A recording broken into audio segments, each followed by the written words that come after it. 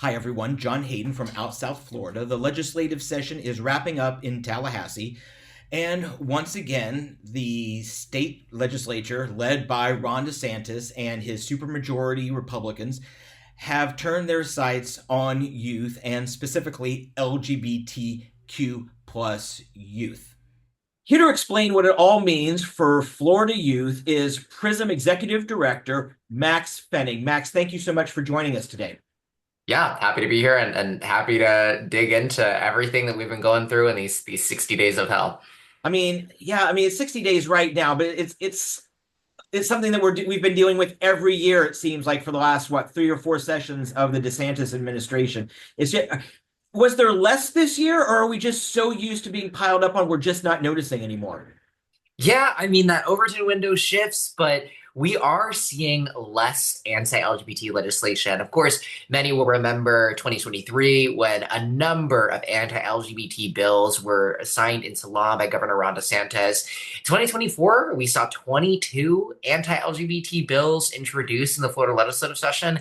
We were able to kill or entirely declaw 21 of those, 21 out of 22.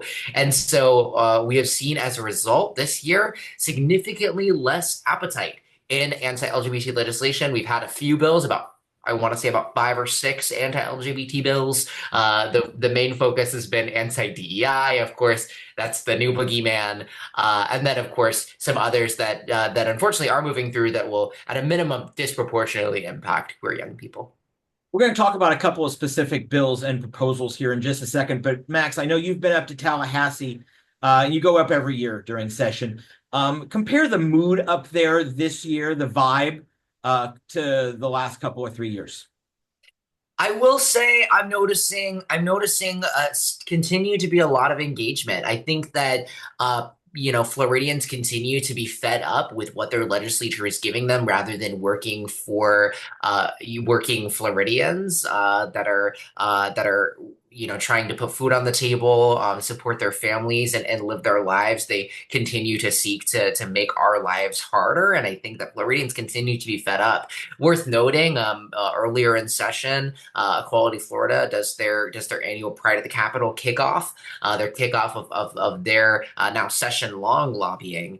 And they had the highest attendance that they have ever had since doing lobby days in the Capitol. Almost, I believe, over 300 people attended. They have now outgrown every single venue in downtown for their training that they do for their lobby days. So there is definitely not a died down fervor in terms of the pushback that we are witnessing. Of course, Youth Power at the Capitol, PRISM had the opportunity to partner with a number of other youth organizations on. We brought 150 young people from across the state to talk about a number of issues. So it's lively in the Capitol. It continues to be as we push back against again our legislature not doing what's right for everyday Floridians.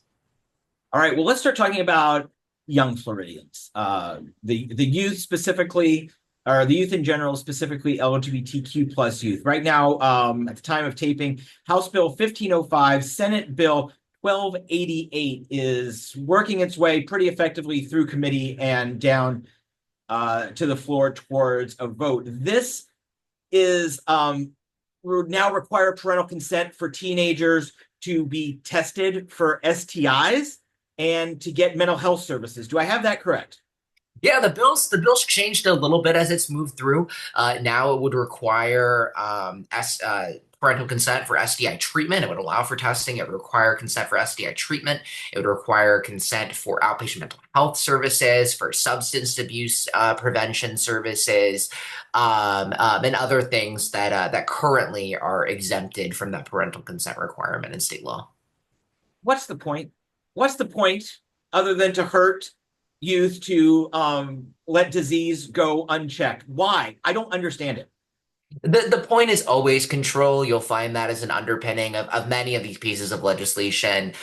It's worth noting that it is our responsibility as parents to direct the upbringing and of our children and guide them through life. Parental rights are so important in giving parents the opportunity to do that. But those kids at the end of the day are people.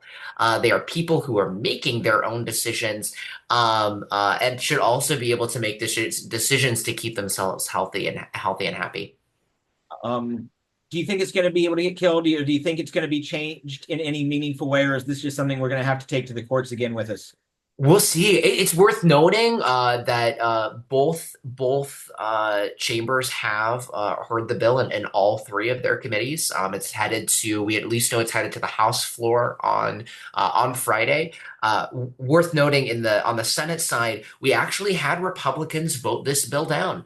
We had one Republican vote it down in its first committee, and in its most recent committee last week, Senator Harrell represents North Palm Beach County, south part of Martin, came on the mic and said that she teary-eyed, puffy in the face, said, my late husband was an OBGYN and he would be rolling in his grave if I voted yes on this bill. I think about all of the young girls who would suffer, long-term health complications if their parents did not consent to STI treatment, and there is no way that I could ever vote yes on this.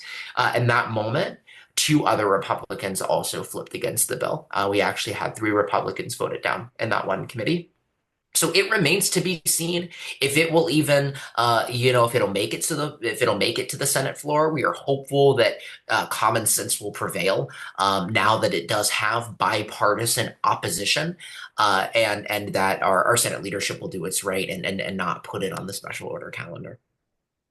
Another thing we've been dealing with for a while, several years now, though honestly, for decades. I mean, I remember book banning. I remember book banning being a subplot in the movie Field of Dreams, set in Iowa in the late 80s. I mean, it's something, knowledge being spread is something that conservatives have fought against for decades. And it looks like they're trying to make book banning even easier now in Florida school libraries. Yep, that's right. So House Bill 1539 would get rid of a component of what's called the Miller test. The Miller test is for a long time, for decades, been seen as the gold standard for determining whether or not material is appropriate for minors. What it says is it has a provision that says that it is appropriate for minors, even if it has somewhat sexual or even vulgar content. It's appropriate for minors if it has significant artistic or literary value.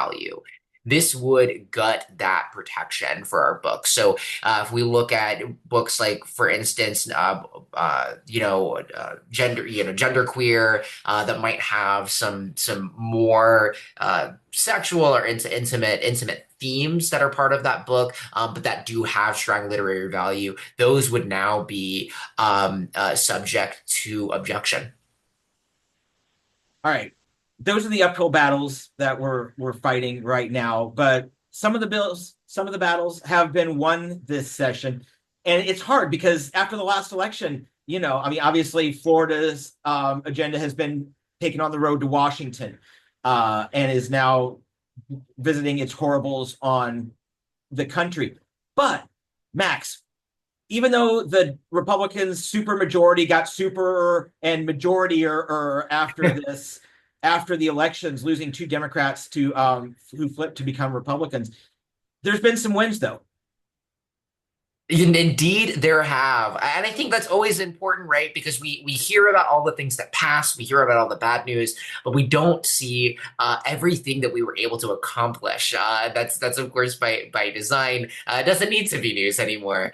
But we have been able to kill a number of anti-LGBT bills. Of course, most notably is the Pride flag ban, Senate Bill 100, introduced by the infamous and horrid, now unfortunately now Congressman Randy Fine. This has been his baby for the past 2 or 3 years now, and it has been placed in the garbage bin where it belongs. Once again, it has been placed in the garbage bin where it belongs. We've seen, I mentioned that DEI is the new boogeyman. We have seen it pretty much all of those anti-DEI bills die and not make it through their committees. And so we have seen a number of anti-LGBT bills and other bills that would harm our community or disproportionately impact our communities be put in the dustbin. We'll see if they rear their ugly head next year, but for now we are safe and sound in all those regards. Max, what's the vibe coming from PRISM members and clients? What's the vibe? What's the mood? We remain hopeful. I think that the looming threat continues to be the Trump administration. We're of course getting word about potential executive orders impacting nonprofit organizations, potentially those like ours. And in those ways, on a national scale, we remain fearful. Or to some extent, right? We're holding out and waiting to see what happens in those regards. But as it relates to what we're seeing in our state, we are feeling good. We are feeling strong about our chances of continuing to kill even these terrible bills that we discussed today. Maxx Fenning of PRISM, thank you so much for taking time for me today, for our readers, keeping us up to speed, and hopefully we'll have better stories to share and more stories of victories in the near future. Max, thank you so much. Thank you.